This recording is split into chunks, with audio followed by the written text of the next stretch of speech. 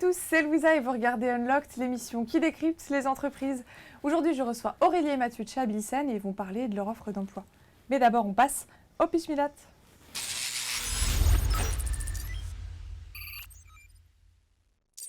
Hello Aurélie, hello Mathieu, ça va? Ça va. Vous êtes plutôt bien. Alors Aurélie, tu es responsable du recrutement et de la relation école. C'est ça. Et tu es venue avec un collègue, Mathieu, qui est directeur d'activité. Exactement. Mathieu, tu sais que c'est toi qui vas commencer. Alors Mathieu, Abilsen, c'est quoi?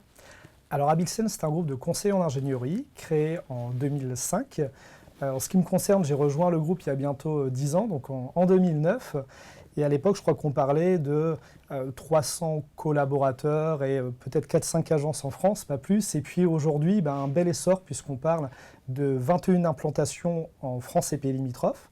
Donc pays limitrophes que sont Allemagne, Luxembourg, Belgique et Suisse. Une présence sur 8 secteurs d'activité, parmi lesquels l'automobile, l'aéronautique, le ferroviaire, l'industrie lourde, l'énergie, entre autres. Et au cours de ces dernières années, une accélération sur les métiers du life science et des nouvelles technologies de l'IT. Si je parle de notre ADN rapidement, aujourd'hui, on met l'humain au cœur de nos préoccupations, avec une vraie proximité finalement auprès des différents collaborateurs consultants, et aussi une proximité à l'égard de nos clients. On y viendra de par le maillage régional d'Abilsen et une ambition forte, être 2020 en 2020. Belle conclusion. Aujourd'hui, vous recrutez pour perpétuer la croissance en fait de chez Abilsen. On va voir les profils que vous recherchez et surtout ce que vous proposez aux jeunes qui intègrent Abilsen.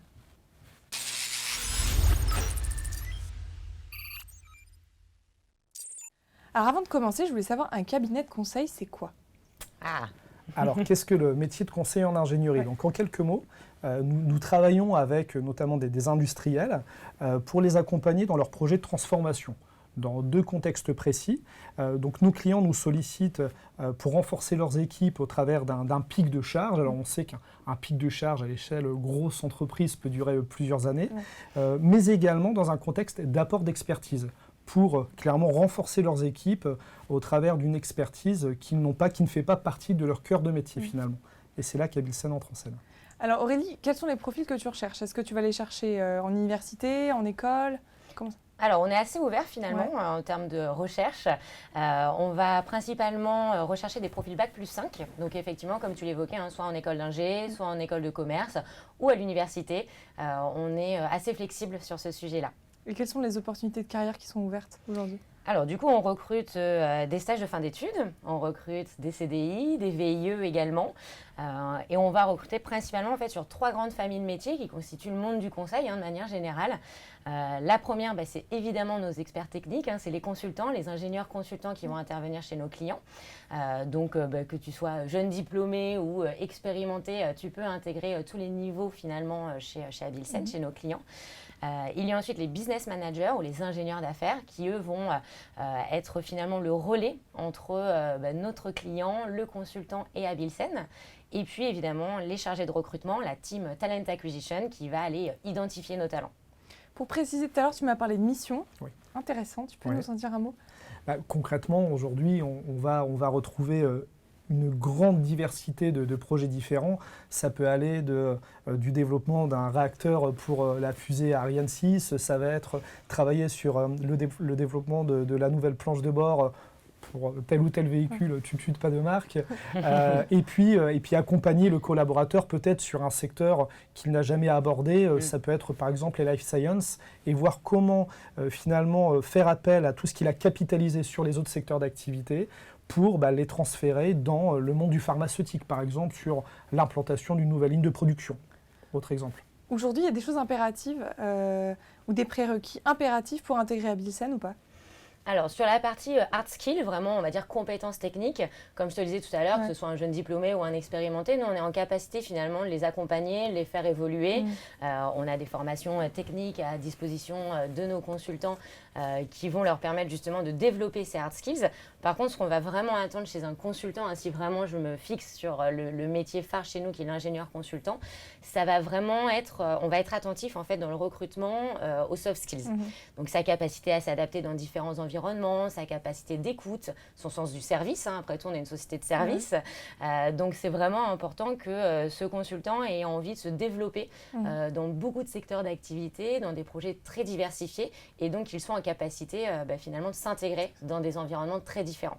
Et le process d'embauche, il est classique, c'est-à-dire un contact RH, ensuite on rencontre un manager? Oui, il est plutôt classique, effectivement. Alors, ça va dépendre après des métiers. Hein. Les business managers vont avoir un process de recrutement un peu différent des talent acquisition et des ingénieurs consultants. De manière générale, dans notre process de recrutement, l'idéal, c'est que nos candidats puissent le plus rapidement possible rencontrer leur manager. C'est important pour nous que très rapidement, ils puissent se rendre compte finalement des personnes avec qui il va travailler. Et dans ce cadre-là, nous, on est le plus transparent possible dans le process, le plus réactif aussi, et dans un process très bienveillant où on va finalement lui présenter le plus simplement possible ses perspectives d'avenir chez nous. Il y a des possibilités d'embauche après un stage de césure? Oui, totalement. Et là, aujourd'hui, il y a combien de recrutements d'ouverts? Alors, de manière générale, sur l'année, on recrute en fonction de notre croissance. Hein. On a des nouveaux référencements, on a une belle croissance, comme l'évoquait tout à l'heure Mathieu. Donc, on se fixe pas, de manière générale, d'objectifs de recrutement. L'idée, c'est qu'on satisfasse finalement le besoin de nos clients et de manière plus générale, qu'on recrute des talents qui intègrent finalement nos équipes. À partir du moment où on va rencontrer un talent, on sera capable de faire un arrêt sur image et dès lors que la projection est là, on ne passera pas à côté. C'est évident. Et la moyenne d'âge, elle est de combien? Assez jeune, hein? Ouais, assez jeune, entre on va dire 25-30 ans en moyenne. Comment vous accompagnez un jeune qui vous rejoint? Comment vous accompagnez justement cette montée en compétences du jeune DIP? Alors, si on commence peut-être par le métier de business manager, et puis on évoquera les autres métiers, sur le métier de business manager, finalement, le manager va d'une part bénéficier d'un accompagnement au quotidien par son coach, qui lui-même a été business manager, et c'est une vraie relation en one-to-one au quotidien, où ensemble, le coach et l'ingénieur d'affaires vont vivre les réussites et les difficultés, en tirer ensemble un enseignement. Et bien évidemment, en parallèle de cet accompagnement au quotidien, on a créé une université à Bilsen, finalement, le UAT à Bilsen, qui, à des moments clés de l'évolution de l'ingénieur d'affaires, lui permet de se retrouver dans un moment unique avec tous ses homologues des différentes régions et de cristalliser tout ce qu'il a pu apprendre. Le métier de coaching, le métier de business, le métier de responsable d'agence, etc. Et je vous ai demandé tout à l'heure sur quel axe d'amélioration est-ce que vous travaillez? Dans quoi est-ce que le jeune diplômé pourra se projeter au sein de votre entreprise? Alors nous, comme l'évoquait Mathieu, on va répondre à des besoins de la part de nos clients, de notre environnement. Et donc aujourd'hui, on va répondre à des problématiques qui sont les problématiques de demain, avec des métiers assez diversifiés, des métiers qui existent déjà maintenant, qui n'existent pas encore et qu'on va justement, sur lesquels on va accompagner nos clients dans la création de ces sujets. Donc finalement, il y a c'est plutôt améliorer tout ce qui est IT, data, c'est ça que vous me disiez tout à l'heure? Oui, entre de se projeter sur les métiers d'avenir. Exactement. J'ai vu que sur votre site, il y avait un programme de développement personnel. C'est quoi ce programme? On va parler d'Altus notamment. Effectivement, en fait, on se rend compte que peu importe les activités du collaborateur, que ce soit conduite de travaux, que ce soit industrialisation d'un nouveau train, que ce soit développement d'un équipement pour un véhicule, finalement, il y a énormément de points communs qui vont les unir et on va plutôt parler de soft skills du coup. C'est savoir prendre la parole en public, c'est savoir animer une réunion, c'est savoir faire preuve de leadership. Et en fait, en général, tous les 6 mois maximum, on va se 2 fois par an. 2 fois par an, on va se réunir avec tous les collaborateurs de la région, avec un intervenant qui va faire travailler de manière très bienveillante, très sympa, très décontractée, les collaborateurs, quelle que soit leur technicité, autour de comment prend-on la parole en public. Typiquement, la dernière thématique là, cette année, c'était pourquoi a-t-on 2 oreilles et une seule bouche? Et la réponse est? Viens chez nous. Je passe sur cette formation Altus. Mais typiquement, ça permet de se retrouver autour d'un sujet qui parle à tout le monde et qui peut accompagner la réussite de chacun. Ça va me trotter jusqu'à la fin de l'émission, cette question. Comment le jeune diplômé il organise sa journée de travail? Est-ce que c'est lui qui est en charge de ses horaires? Est-ce qu'il doit respecter un planning, des objectifs? Comment ça se passe pour lui? De manière générale, chez Abilsen, on est pour l'intrapreneuriat à tous les Tout à fait. niveaux, pour l'autonomie, la prise de responsabilité, la force de proposition. Et donc, nos collaborateurs à toutes les échelles, finalement, et à tous les métiers sont assez libres de s'organiser comme ils l'entendent. Alors, évidemment, avec une structure et avec un encadrement, mais je pense notamment aux business managers qui ont Tout à fait. vraiment un rôle très intrapreneuriat de création d'activités. Et là, la journée sera rythmée entre activités de recrutement, prospection et rencontres de prescripteurs sur site industriel, là où effectivement le collaborateur consultant va être lié aux impératifs du projet C'est ça. et à intégrer finalement dans son quotidien avec les équipes clients. Mais il n'y a finalement pas de normes en soi dans la journée type. Ouais. Je vous ai posé pas mal de questions, mais je ne suis pas la seule. Les étudiants, on est allés à leur rencontre et ils ont quelques questions à vous poser. Vous êtes prêts? Avec On est plaisir. prêts. Allez, on y va, c'est parti.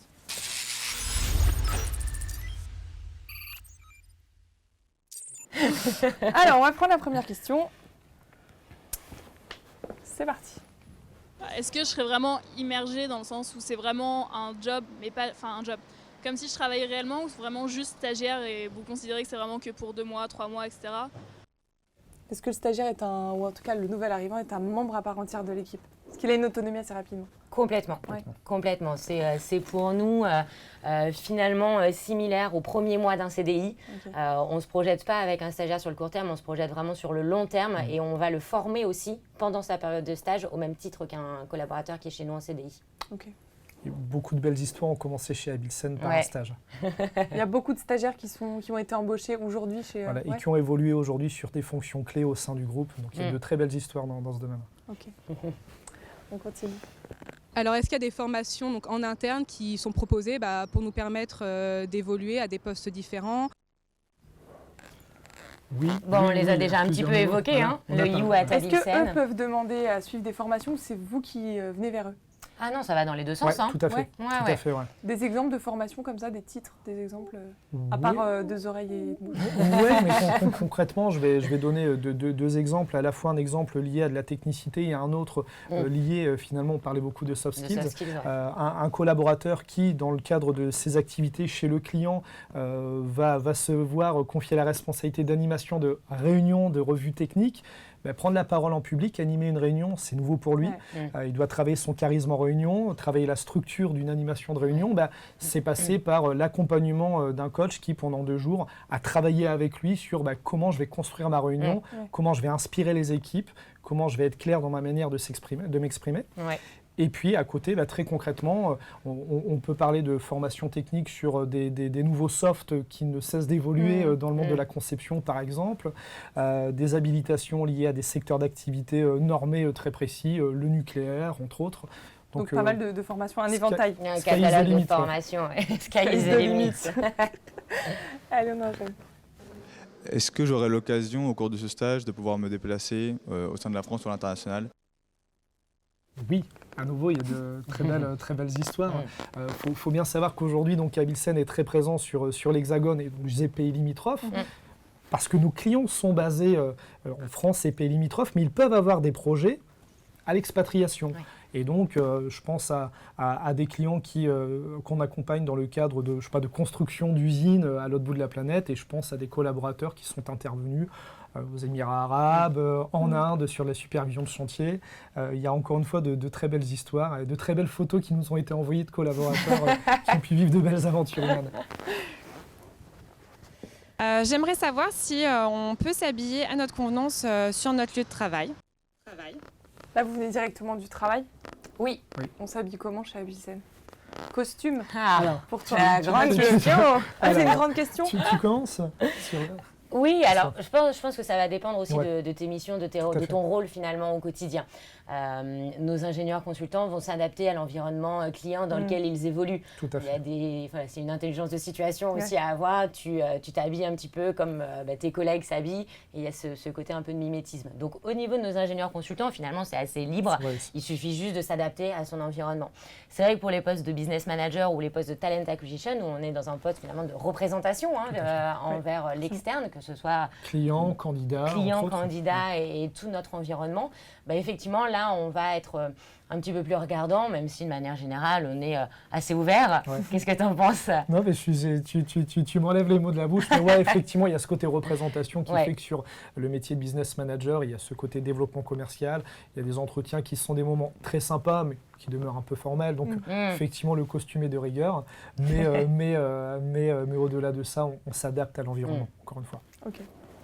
On prend la dernière question. Si je ne m'entends pas bien avec mon manager, comment est-ce que je peux gérer la situation correctement? Est-ce que tu as déjà C'est- eu c'est- le cas de figure? Alors c'est une très bonne question. Je pense que le dialogue est à la base de tout. Aujourd'hui, en fait, je parlais de mon arrivée chez Abilsen il y a 10 ans. Dans notre ADN, j'ai parlé de cet humain finalement qui est au cœur de tout.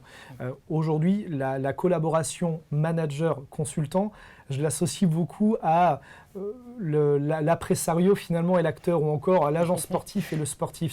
C'est vraiment une relation qui doit se faire en toute transparence. Le manager a une position bienveillante où il doit être à l'écoute de l'envie du collaborateur consultant pour lui trouver, comme finalement le sportif, la meilleure équipe de foot, le meilleur championnat. Et finalement, ça repasse par un dialogue dans le quotidien avec une présence des managers sur site plusieurs fois par mois, des moments privilégiés, entretien professionnel, entretien annuel, des points projets tripartites avec le client, bref, énormément d'occasions de se dire les choses. Et je pense encore une fois que la communication est à la base de tout et ça tombe bien. On aime beaucoup être proche des collaborateurs et des clients, donc c'est pas un problème. C'est important. Alors, on va continuer justement sur les règles d'entreprise. Je vais vous dire do ou don't. À vous de me dire la règle à suivre. Ça marche.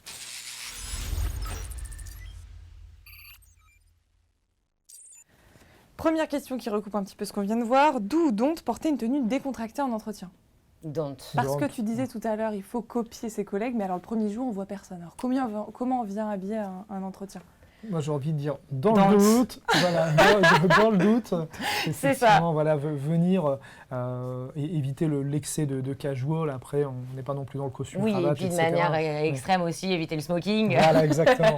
L'idée, c'est d'avoir une tenue qui soit adaptée à un maximum à l'ensemble des sociétés que tu vas rencontrer, que tu portes un beau petit pantalon avec une chemise. Bon, bah, au moins, tu es sûr de ne pas te tromper si c'est trop Pas de casual. basket, pas de jean, pas de... Voilà, On évite. va y à une image. Ouais, pour le premier entretien, et après, on prend la température C'est ça, finalement exactement. et on s'adapte à l'environnement dans lequel on Est-ce évolue. que le Friday Wear existe chez Abilsen?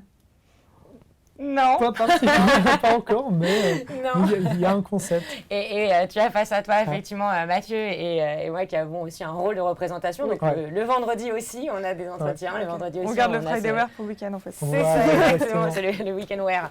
Alors, do ou don't tutoyer en entreprise?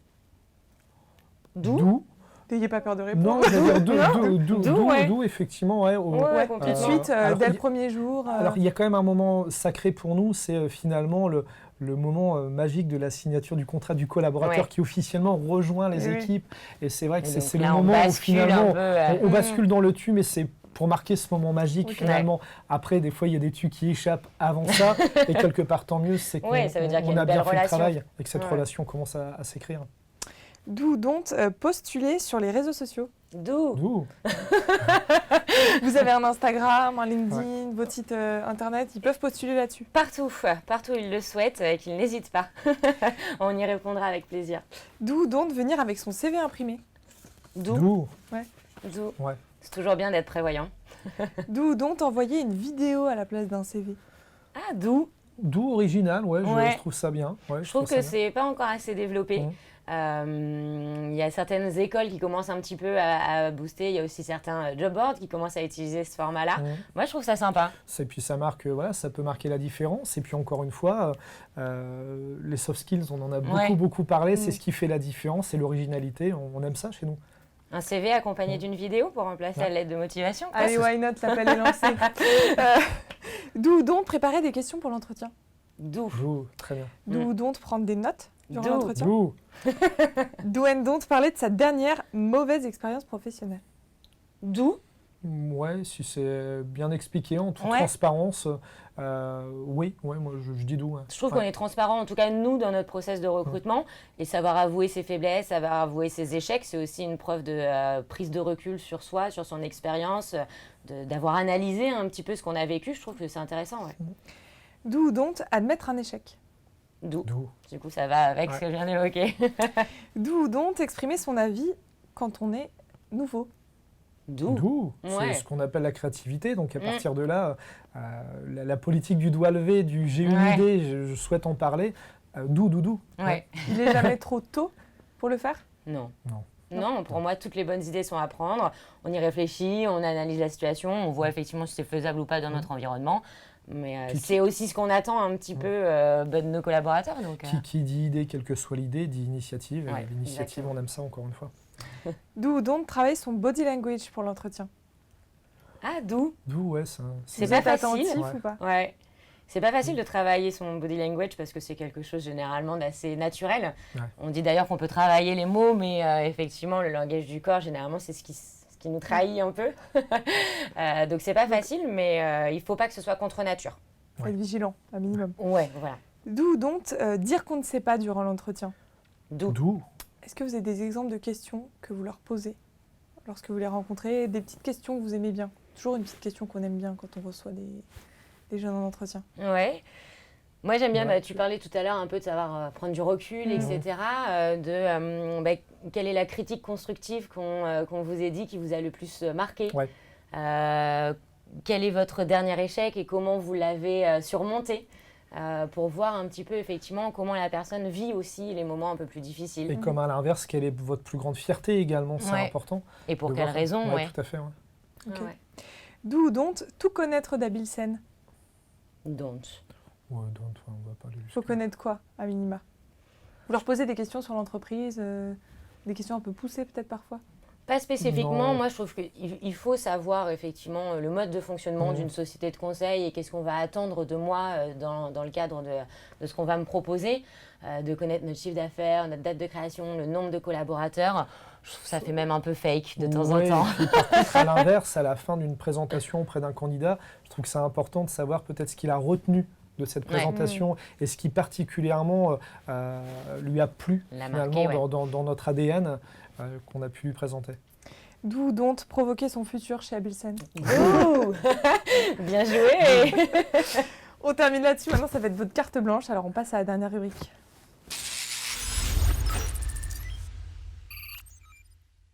Ça passe vite. Alors pourquoi rejoindre Abilsen? Vous êtes venu avec des petites photos, hein, Ouais. donc on va les voir défiler à l'écran, mais alors pourquoi rejoindre Abilsen? Très, très simplement, Abilsen, c'est un groupe jeune finalement, parce qu'on parle de 15 années d'existence, et pour autant, je n'ai pas vu une seule année ressembler à la précédente. Tous les ans, c'est synonyme finalement de nouveaux référencements, donc qui sont autant de nouvelles opportunités clients. C'est finalement des nouvelles agences, tous les ans, des nouveaux territoires qui se développent, des nouvelles offres, des nouveaux secteurs d'activité qui se sont développés. Donc si vous aimez l'innovation, le challenge, le défi, voilà, c'est vraiment aujourd'hui ce qui est au cœur de notre ADN. Et puis l'humain, encore une fois, la proximité, cette relation, ce binôme manager-consultant qui fait que dans le quotidien, on cherche à se dépasser, à repousser ses limites, tout en prenant énormément de plaisir dans ce qu'on fait. Le plaisir, pour moi, est au cœur de tout dans notre activité.